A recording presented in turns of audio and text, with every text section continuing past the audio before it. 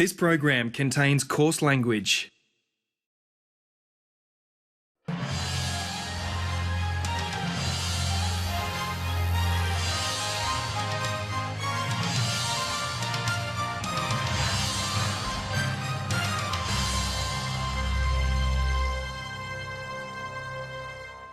Hello and welcome to Four Corners. Tonight, secrets, spies and useful idiots.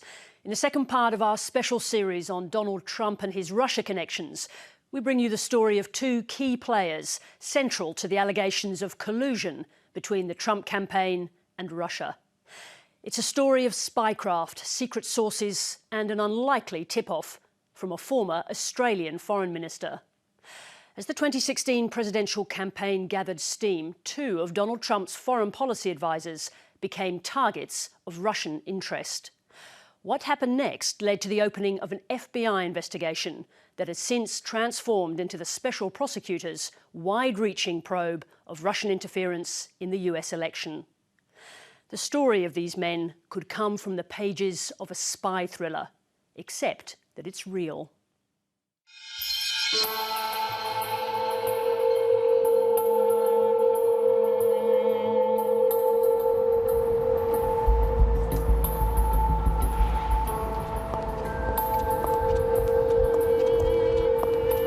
In the heart of Moscow is the place that best represents what Vladimir Putin stands for. The Lubyanka, the headquarters of the old KGB. Putin sees himself still very much as a member of that corporation, as a member of that brotherhood. That brotherhood is now called the FSB, but it still operates inside the Lubyanka. Next door is a large toy store with a giant neon Pinocchio. A reminder that in this city, spies like Vladimir Putin have always been the puppet masters. Whenever he can, he has reaffirmed his allegiance to the Russian secret police. He is still a KGB agent. That's how he sees himself. I think you have to remember how things work in Russia. No big decisions are made. They all go to one guy, Putin. So certainly what Putin is doing is waging warfare against the United States. That wouldn't be going on without not just his acquiescence or his blessing, but his active direction. And again, remember his background. He's a KGB product. James Clapper was Obama's Director of National Intelligence, the most senior intelligence official in the US during the election campaign. And there's a long history of their trying to involve themselves and influence elections in our country since at least the 1960s, but never, ever as aggressive, direct, and multi-dimensional as this interference in our election process. They clearly were interested in the Russians were, I think, in penetrating the Trump campaign.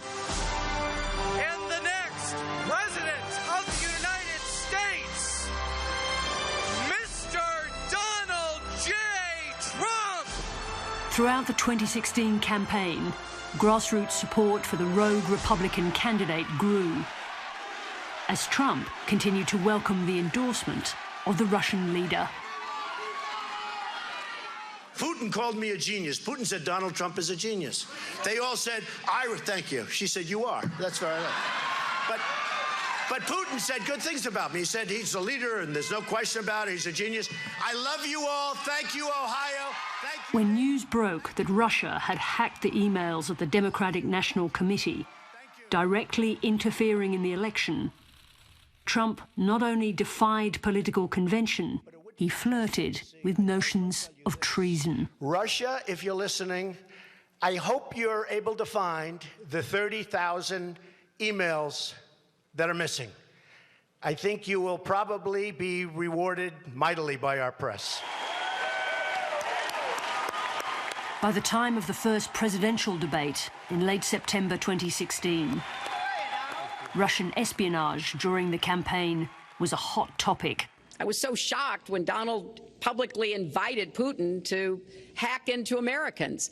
That is just unacceptable. It's one of the reasons why 50 national security officials who served in Republican administrations have said that Donald is unfit to be the commander-in-chief. I don't think anybody knows it was Russia that broke into the DNC. She's saying Russia, Russia, Russia, but maybe it was. I mean, it could be Russia, but it could also be China.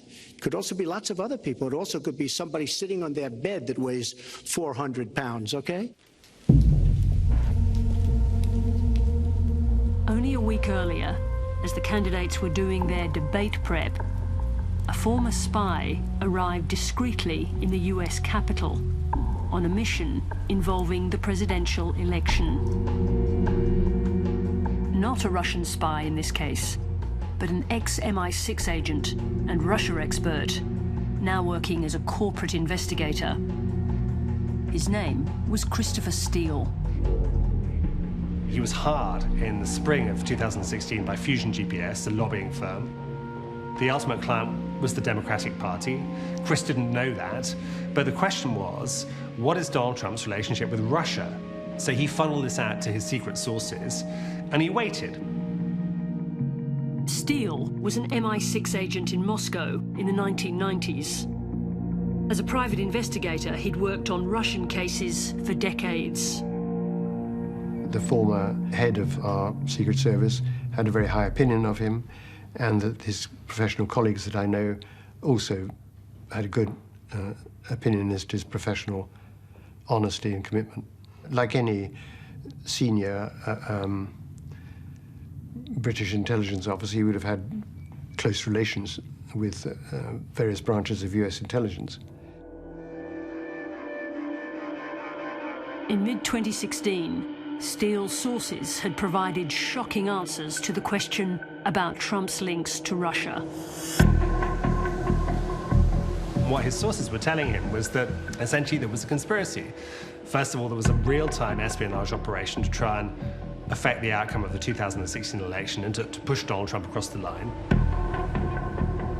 Steele first passed the information to the FBI, but believing they'd taken no action, decided to meet with a hand-picked group of journalists, including veteran Washington reporter Michael Isikoff. It was at a private room at the Tabard Inn, and it was all business. I mean, Steele was there. It was clear he took this matter very seriously. I think that he thought he was sitting on some bombshell information that deserved to get out. The former spy had gathered raw intelligence into a dossier about members of the Trump campaign and their links to Russia. The information Isikoff focused on was about the recent trip to Moscow of a Trump foreign policy advisor called Carter Page. He told me that Page had meetings in Moscow in which he discussed the Trump campaign and help that the Russians could provide the Trump campaign in exchange for which Trump would be favorably disposed to lift sanctions on Russia. But what really got my attention was he said that he had reported this to the FBI because he believed it was a national security matter.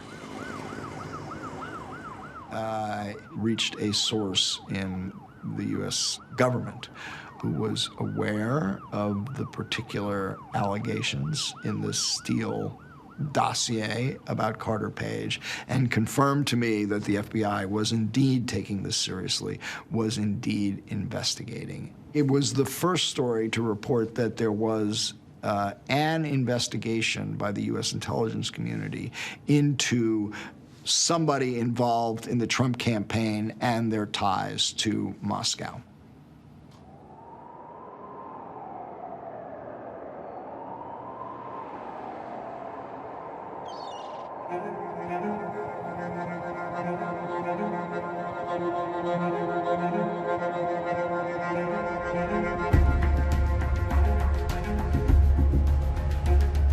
The ritzy streets of Midtown Manhattan, home to Trump's headquarters and former Moscow banker and naval officer Carter Page. Page was barely known in political circles, when Donald Trump named him as an advisor in March 2016. 2 years later, he's still embroiled in the Trump-Russia investigation. In every way, it's a witch hunt. There is zero basis for anything related to the controversy surrounding myself. What do you mean by witch hunt? Well, let's look at the definition of a witch hunt, right? This is a situation where you're trying to explain away things that you don't expect to happen. So you start attacking individuals. And that's exactly the situation that we have in this instance, right?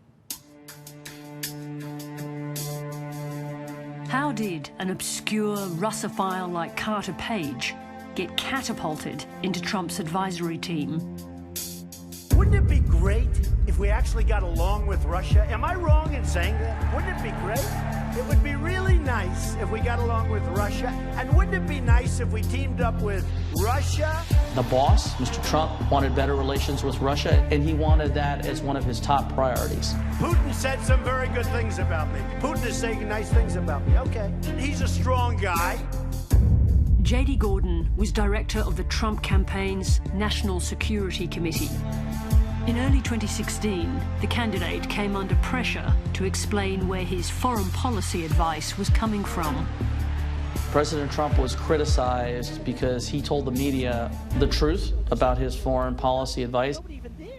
He says he watched the shows.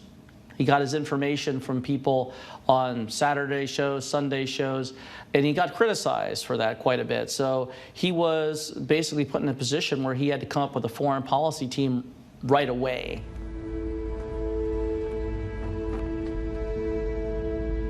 Trump brought a list of advisors to an interview with the Washington Post. Mr. Trump, welcome to the Washington Post. Thank you. We heard you might be announcing your foreign policy advisory team soon. If there's anything you can share with us. Well, you know, I hadn't thought in terms of doing it. If you want, I could give you some of the names. Carter Page, PhD. George Papadopoulos. He's an oil and energy consultant. Excellent guy. And I have quite a few more. In the chaos of the Trump campaign, Carter Page wasn't a first pick. Had the list that Senator Sessions and I have been working on made it first to President Trump, Carter Page obviously would not have been on that list because we did not know who he was. Every presidential campaign, and I have a veteran of 10, forms a foreign policy advisory committee. They have no authority to speak for the campaign. They're zealous. In the case of Carter Page, he's smart enough to know that if you can get on the committee, that's a marketable quality abroad, and he's in the business of making money. If he does it legally, there's nothing wrong with that. You weren't a well-known figure in foreign policy circles, but you did have some substantial experience in Moscow. Tell me about that. You know, and this is another misnomer, right, where people play up that I'm just the Russia guy, right? And I think that was part of the reason I was such a central target when they wanted to start this witch hunt, false storyline about, you know, some corrupt intent or quote-unquote collusion with Moscow. Well, here's someone who actually lived there and worked there.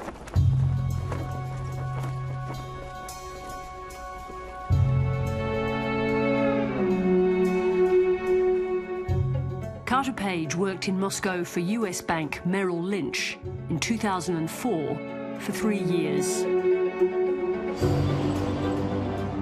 At the time, Sergei Alexishenko was chairman of Merrill Lynch Moscow. He worked with Carter Page. Alexishenko was also deputy chairman of the Russian Central Bank. He spent several years in Moscow, but he was not able to speak Russian fluently. Did he stand out in the company? No. He left Merrill Lynch. It seems to me it was in 2007, and 2007, when he recognized he will not be promoted. At least from the time I know him, he was very naive, and as I read what he said in interviews, what he read in Moscow, how he behaved himself in Moscow, he was very naive. He said he was an informal advisor to the Kremlin. Does that sound like the Carter you know? Nothing close to the truth. Yeah. Look, he was, once again, he was a very, very medium-level guy with no exceptional relationships.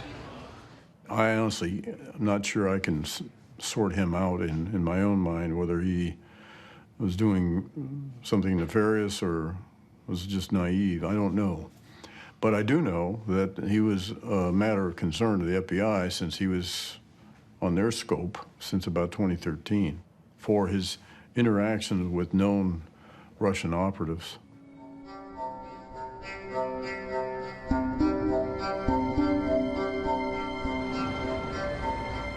With no proper vetting of its hastily announced team, the Trump campaign was unaware that only a few years earlier, Carter Page was groomed as an asset by Russian spies.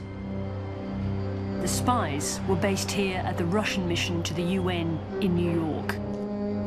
The mission is used as cover for Russia's Foreign Spy Service, the SVR, to carry out espionage on US soil. Deep inside the building is a special room used for secret communications. In 2013, the FBI found a way to listen in. According to the FBI, Russian spies used the secure room to transmit their reports back to Moscow Center. It sounds like something out of a Cold War novel, but the reality is deadly serious. The FBI was able to get round the security here and record 2 Russian agents discussing their latest target, Carter Page.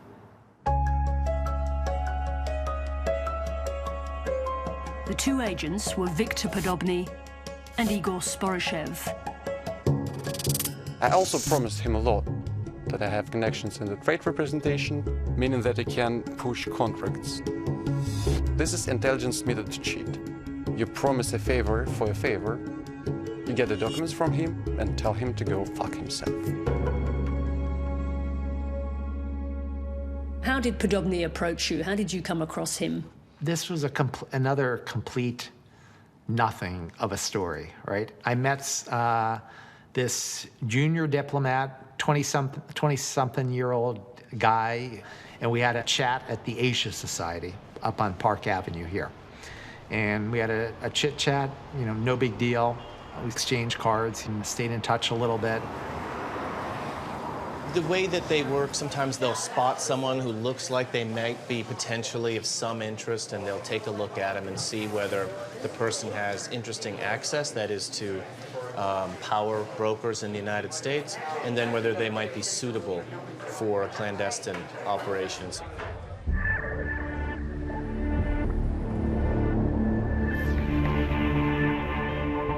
In a series of meetings in New York, Page gave Podobny information on the energy market that was publicly available. The level of interaction and engagement with him and the types of things we talked about, you know, if you talk about intelligence gathering, let's just put it this way, that it was at a much lower level than my average student sitting in my classroom at NYU.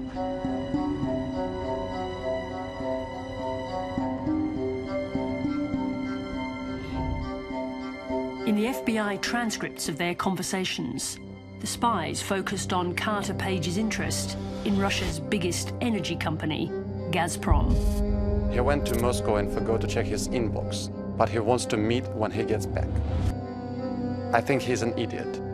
He got hooked on Gazprom, thinking that if they have a project, he could rise up. Maybe he can, I don't know. But it's obvious he wants to earn loads of money. Without a doubt. For now, his enthusiasm works for me. They're talking about Gazprom, right? I know some of the top people in that company. If they were actually going to bribe me or to try to do some crazy scheme for whatever purpose, I don't know whatever conspiracy theory you want to throw out there, you think, you know, they might do that, you know, more directly with some better contact, either in Moscow or London or something, rather than this, you know, 20-something-year-old kid in New York.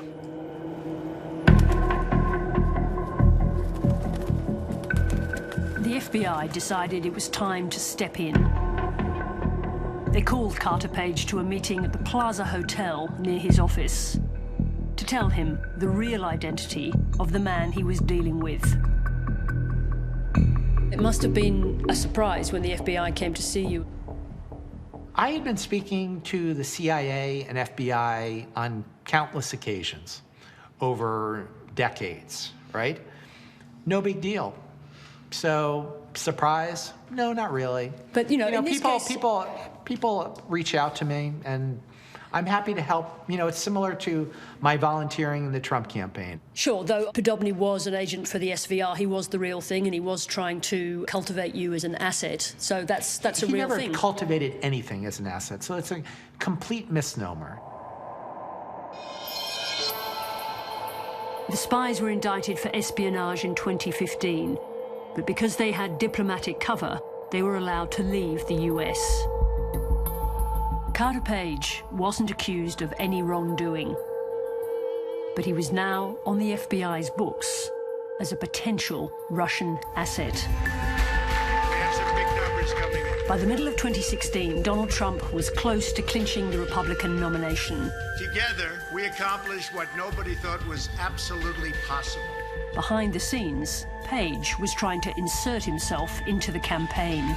It's going to be beautiful. Remember that. I told him I didn't need to hear anything he had to say about Russia, because he had all these ideas and thoughts. And I said, Carter, look, Mr. Trump's worldview is fairly clear. He wants to have better relations with Russia. We don't need to get into the details of that. You don't need that for the campaign.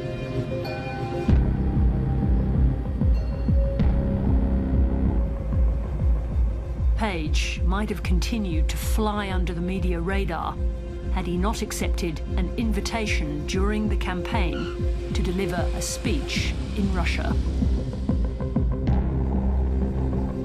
I'd spoken at a lot of the top universities in Moscow countless times before over the years, and I was offered, invited to come then. I advised him against it. I thought it would reflect poorly on the campaign, and it would generate a lot of negative publicity.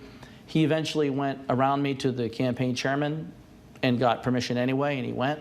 And we've been paying the price since then, unfortunately. Page had been selected by the Russians to give the commencement speech at the new economic school in Moscow, the same event President Barack Obama spoke at in 2009. Page's mostly turgid address included one section on Russia, bound to please his hosts. Thank you very much. Washington and other Western capitals have impeded potential progress through their often hypocritical focus on ideas such as democratization, inequality, corruption, and regime change.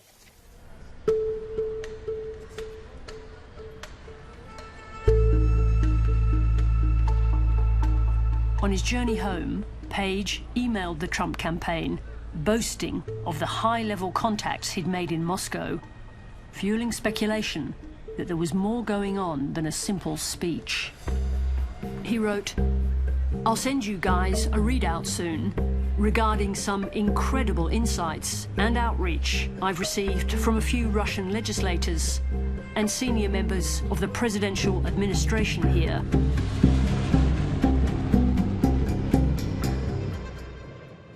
Is it possible that you were overstating your connections in order to make yourself look good with a campaign? We call it big noting in Australia. So, I mean, what is the basis for your conspiracy theory? It's not so much conspiracy theory. I'm just asking whether you were exaggerating the contacts you'd had. What I can explain to you is the nature of the constant interrogation I've had for 2 years now, right? You are typical, no offense to you, but you're typical of what I have to deal with all the time, right?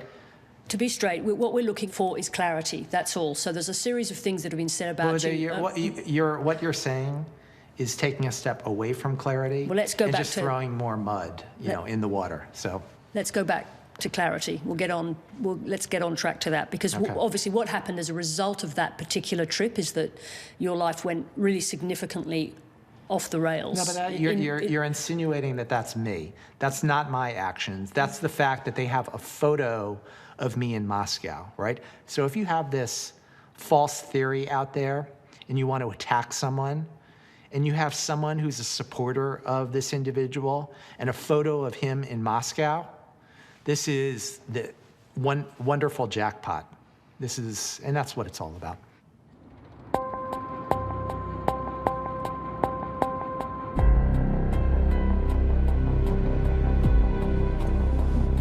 Dan Hoffman was one of America's top spies. He was CIA station chief in Moscow. He's back now in the CIA homeland of Virginia. Hoffman recognizes Page's potential value as a target for Russian espionage. If Carter Page had asked me before he went to Moscow, hey, what should I be concerned about? I would have said, you're under a microscope like you've never been. You are a person of interest and they will be tracking you.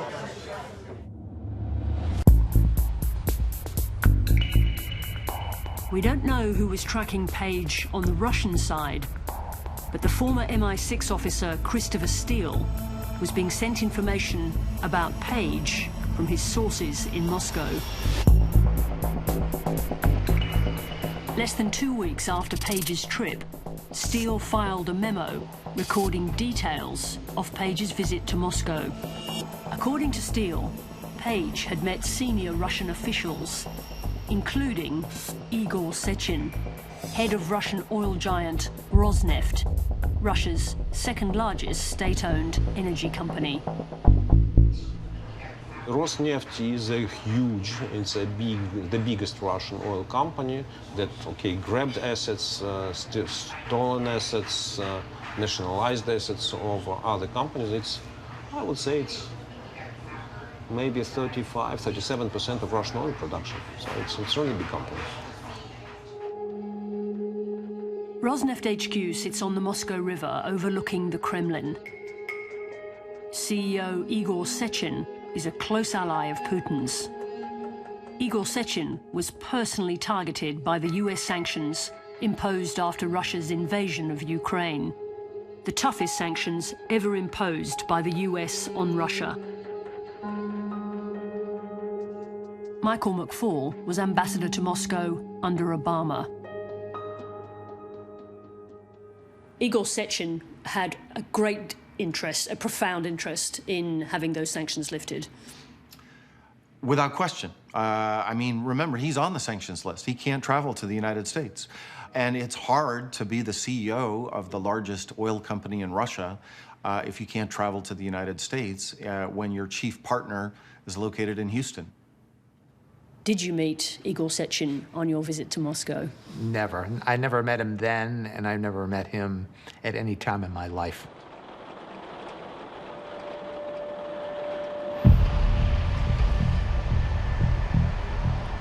Steele sources claim that Sechin offered energy deals for the US if Trump would lift the sanctions, and a personal kickback for Carter Page. What I can tell you for sure, without question, is there was never any discussion of any quid pro quo or anything I, myself, or anyone, I was supporting at the time could possibly do to change that, that one particular policy, which is sort of a piece of minutia in a much broader set of issues. The sanctions issue isn't a minutia issue. It's a big deal. Whatever else we know that those people who are targeted by sanctions would very much like those sanctions to be lifted. So it is a significant subject. To me, it is minutia. So you're free to have your opinion. I think now I'm free to have mine. Page has repeatedly denied meeting Sechin in Moscow, but under oath to a congressional committee, he conceded he had met with another Rosneft official, Andrei Baranov. So what? I mean, this is a complete joke. We went to a party to watch the Euro Cup football match, right? It's organized by a bank a packed bar in Moscow.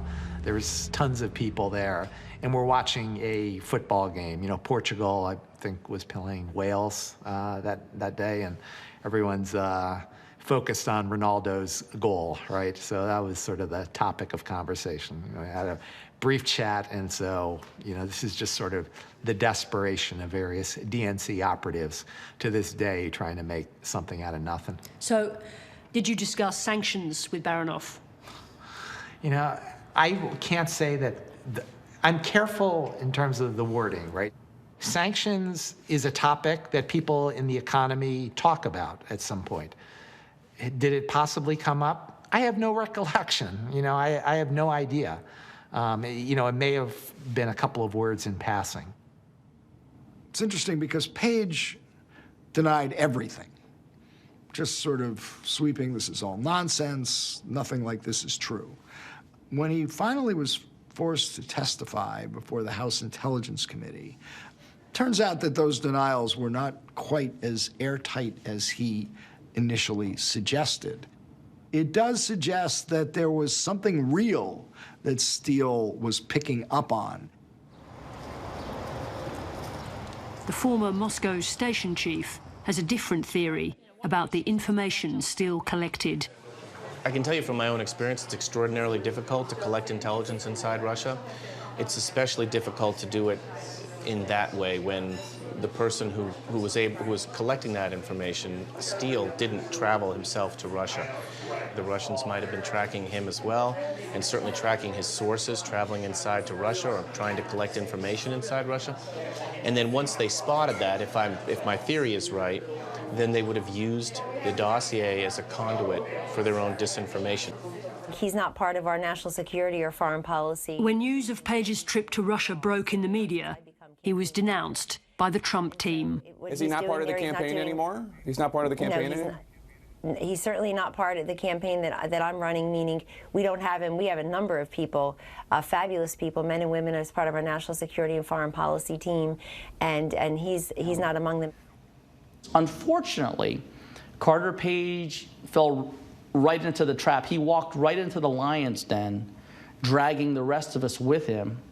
And deep state folks like James Comey, they latched onto this piece of evidence to say, oh, there could be collusion, Carter Page. You must have felt bad about the fact that, I think you said that you'd caused embarrassment to the campaign. That I didn't cause involved. embarrassment to the campaign, just to be clear. Mm-hmm. This is a complete smear from, you know, people that were paid millions of dollars, you know, this big dollar-funded propaganda campaign to just tear someone down. So it's pretty sad, actually. Page was investigated by the FBI, but never charged with wrongdoing. He was out of the campaign. But another of Trump's foreign policy advisors was targeted by Russian spies in a game with even higher stakes.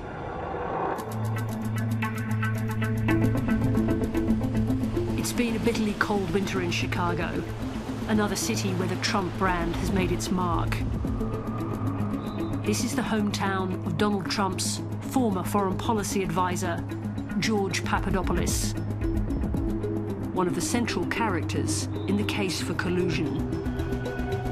The question you always ask is, are they witting or unwitting of Russian interest in them? So Papadopoulos may not have been witting of Russian intelligence interest in him. Papadopoulos was arrested last October for lying to the FBI about his Russian contacts during the campaign. He said that when I was arrested, I gave your number to the agents, like say, please call her to say, you know, what's happened to me. His wife, Simona, a lawyer, is telling his story because he can't. Papadopoulos is cooperating with Mueller's investigation of Trump campaign officials. When time is right, he will share his own experience. So, as far as I know, Russia was a priority, and they were informed about every initiative he would take, and his purpose was to look bigger and to please his bosses. George was a young guy in his 20s, a very ambitious guy, but he really didn't have the qualifications to be on the National Security Advisory Committee. Just like Carter Page, Papadopoulos was plucked from obscurity to join Donald Trump's team of advisors. I inherited George and I inherited Carter and the others. So my job was to manage them and to make sure that they didn't embarrass the campaign, didn't embarrass Mr. Trump. All talk, no action. In the end, what happened to Papadopoulos went way beyond embarrassment.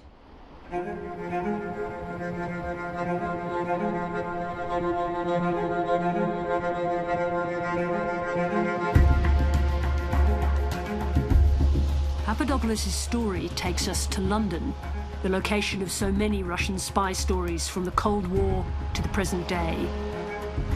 Here in 2016, soon after he was named as an advisor to the Trump campaign, Papadopoulos was cultivated by a Maltese professor, Joseph Mifsud, who boasted of high-level Kremlin contacts.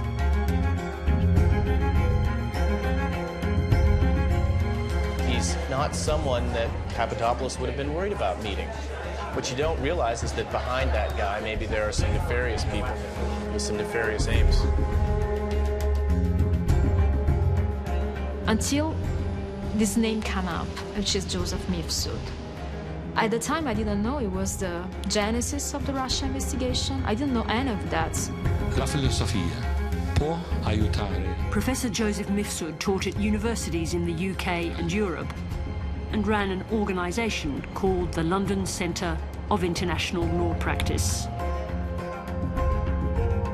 Simona worked here for Mifsud. They never paid me, and they said, don't worry, you have to think big, they told me. Joseph Mifsud said, you have to think big, you don't have to think about the salary. I thought everything was a facade for something different. I thought everything was extremely unclear and unprofessional, and my feeling were it was the most shady person I ever met. Did you have any sense of his connections to Russia at that point? Yes, because he was constantly in Moscow. Professor Mifsud's first offer to Papadopoulos was to use his connections in the Kremlin to broker a meeting between Vladimir Putin and Donald Trump. I wish he could organize such a meeting. Between Trump and Putin? Yes. Excited by the prospect, he took Mifsud's offer to a meeting of the Foreign Policy Committee, headed by future Attorney General Jeff Sessions, with the candidate Donald Trump.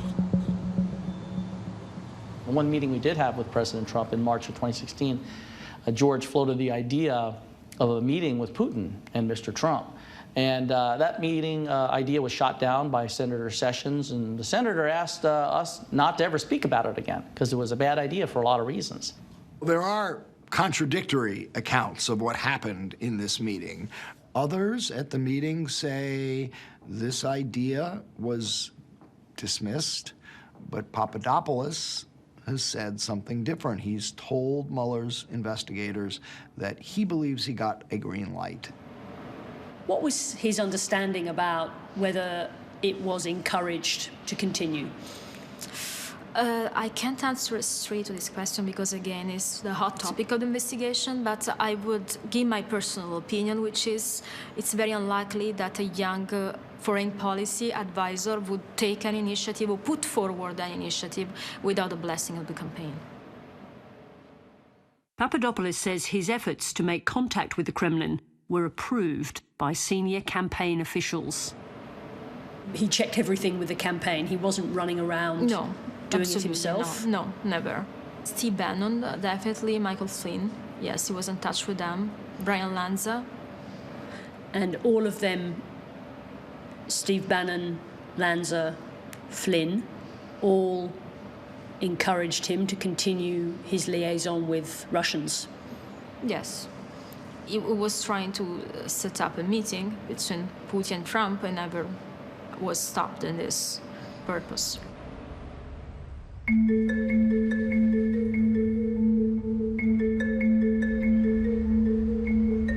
On April the 26th, Mifsud invited Papadopoulos to breakfast at a hotel in London's business district. This was 2 months before the news broke about the Russian attack on the Democratic National Committee. Professor Mifsud had just returned from a trip to Russia. He had astonishing news. Over breakfast, Mifsud told Papadopoulos that he'd met high-level Russian officials on his trip to Moscow. Those officials, he said, had dirt on candidate Hillary Clinton in the form of thousands of emails. It's not clear where Mifsud got his information or why he passed it on to the young American, but the information was correct. It seems likely that the Russians targeted George Papadopoulos to pass that information back to the Trump campaign. There's that possibility the Russians were throwing this out as, you know, a little bit of churn in the water, a little blood in the water there for the sharks to come out. And it would have been the kind of thing that they would have been happy to give up, and it would have served their purposes. And the best way, for Vladimir Putin, the best way to soil our democratic process is link it in some conspiratorial way back to Kremlin. Did George tell the campaign what Mifsud had told him? This is the object of the investigation going on, so there is secrecy out of that. I can't talk about it.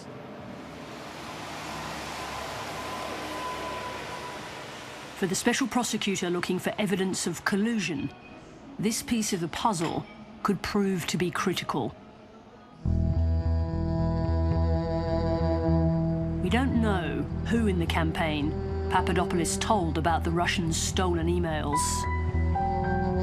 But we do know he passed on the information to another contact in London soon afterwards. At a wine bar in South Kensington, Papadopoulos met Australia's High Commissioner, Alexander Downer.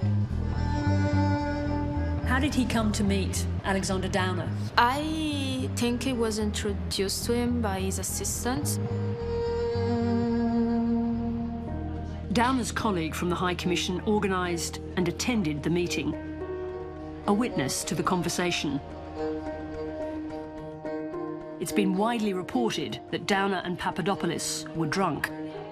Both men deny it. I don't know how many they had to drink, the two guys, the ambassador and George. It basically fed into this witch hunt. Here's this kid in his 20s mouthing off to this Australian ambassador who he probably shouldn't have even been with in the first place, both of them over drinks. And then that gets through the Australian intelligence to the US national intelligence agencies. Papadopoulos told Downer that the Russians had dirt on Hillary Clinton and were planning to use it.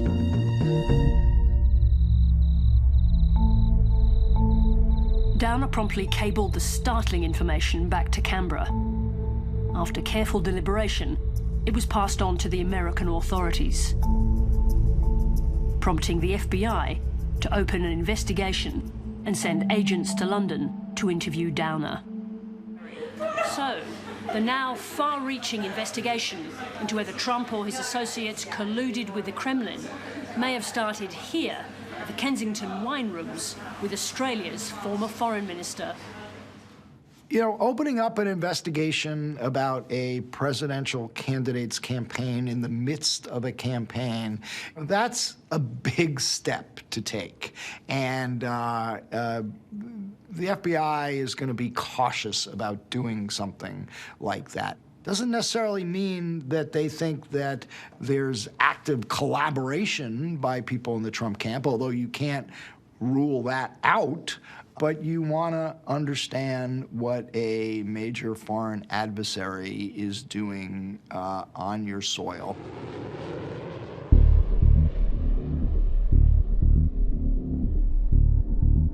Last year, 6 months into the new presidency, after a summer holiday with Simona, Papadopoulos flew back to the US. He was still hoping to secure a job in the Trump administration. I was with my sister in Rome and just waiting for his flight to land. And he was messaging me from the shuttle train.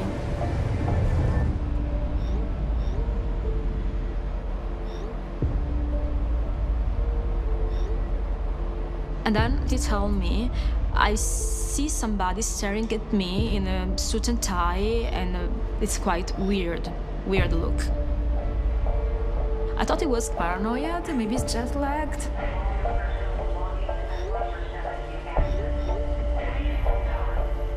The man in the red tie was an FBI agent. He arrested Papadopoulos and took his phone. And then silence. Yeah. They put him to jail, then to the courtroom, all this in the space probably of 48 hours.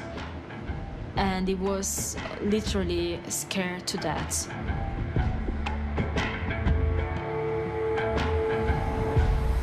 To the best of my knowledge, George Papadopoulos never had a Donald Trump email address ever in his life. He was a volunteer like the tens of thousands of others.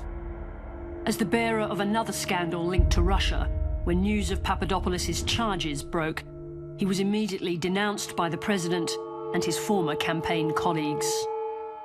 He was the coffee boy. He had nothing to do with the campaign, and all of this contact with alleged Russians is something completely beyond the scope of his volunteer duties. He wasn't a coffee boy, obviously, because then that fell into the narrative, well, if he's the coffee boy, why is he sitting in a meeting with the current Attorney General and the current president, right in the middle?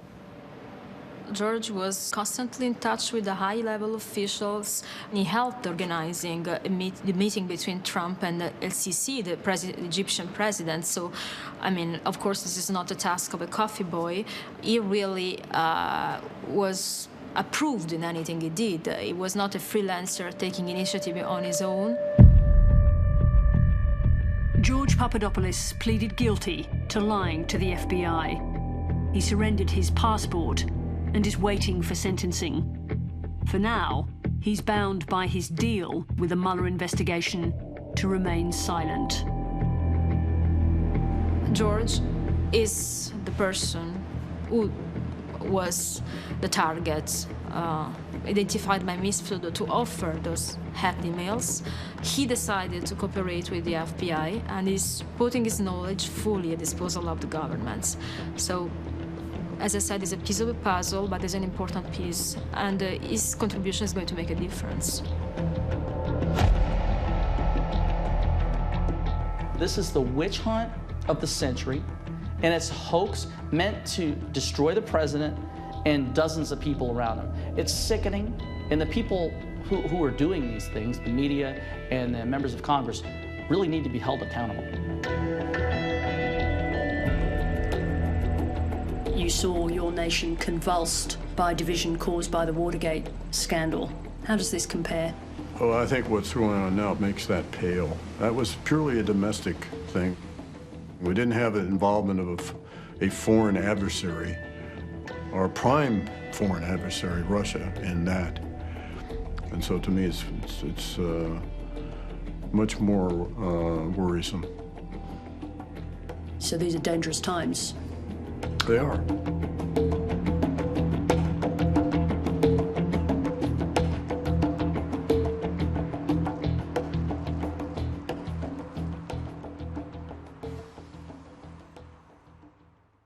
You can find more of our investigation online on our website or the ABC News YouTube page, where you'll find extended interviews, including one with Carter Page. Next week, Moscow rules. We meet the woman at the centre of the most dramatic allegations in the Russia investigation, and we talk to the spy masters about Putin's operation to target America. We'll leave you with a preview. Welcome to Moscow!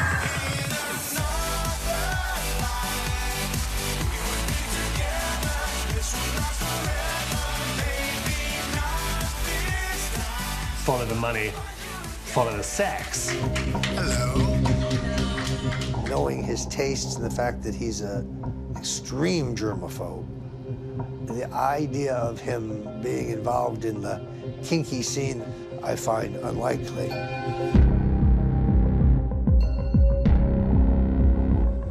It is worth noting that sexual compromise was something very much in the FSB's playbook. What I think Vladimir Putin was doing was deliberately leaving a trail of breadcrumbs from Trump Tower to the Kremlin. Some funky lawyer was being sent to Donald Trump to try to seduce him into thinking that, that they could help his campaign. I wouldn't call her just a lawyer. What I would say is that she's a Russian operative. I have come a long way to ask this question. Are you a spy or an agent for the Russian government.